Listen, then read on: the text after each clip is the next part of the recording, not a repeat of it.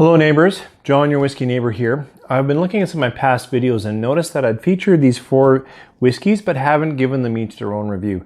This is a short review of the 4th one, which is Ardbeg 10-year-old. Ardbeg 10-year-old is an Islay Scotch. So that means it's produced on the island of Islay in Scotland. It gets its barley maltings from Port Ellen, and it is a peated Scotch. What's some nice things about Ardbeg Distillery is that they always release, and it's right nicely on their bottle, that it's non-chill filtered. Oh, and I thought it said non-colored on the bottle, but I don't see it on the bottle now. But I do know that there's no coloring, non-chill filtered, and this one's released at 46%. So I did a quick shooting of these 4 because I just want to do a small kind of mini review, and you'll notice I had to cap.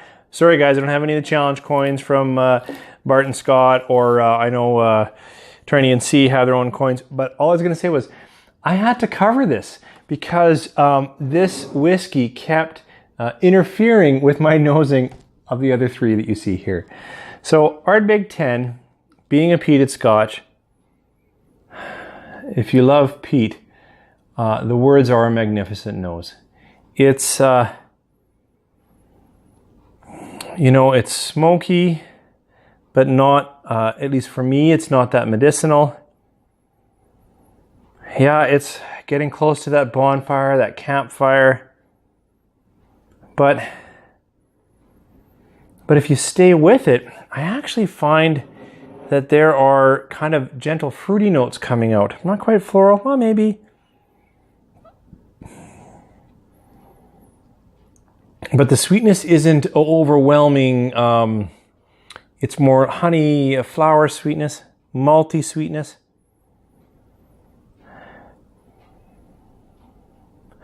But certainly you open a bottle of this, you pour a glass, a dram of this, and you're going to first get that smoky and then that peaty nose coming at you pretty quick. On the palate,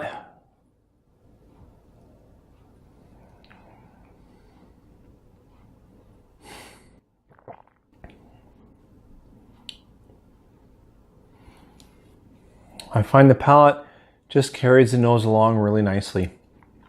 Up front, light, sweet, gentle, but it's all wrapped in peaty, but more vegetable peat for me. Sure, there's some char in there. There's some ash, a little bit ash, older wood.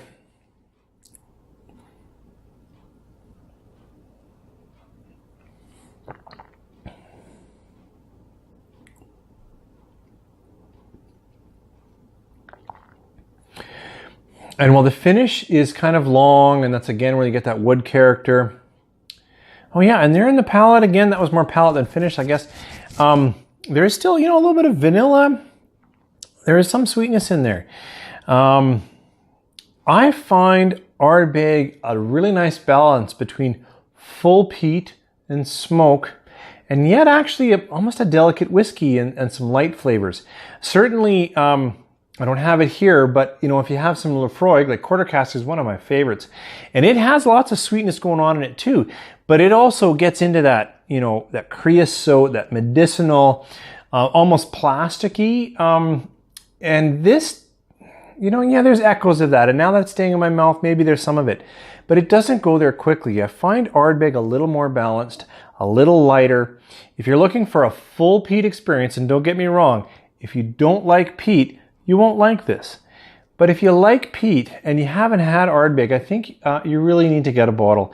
And the tenure is often very affordable. And, I think it competes very well with some of the unique and crazy expressions they've been coming out with.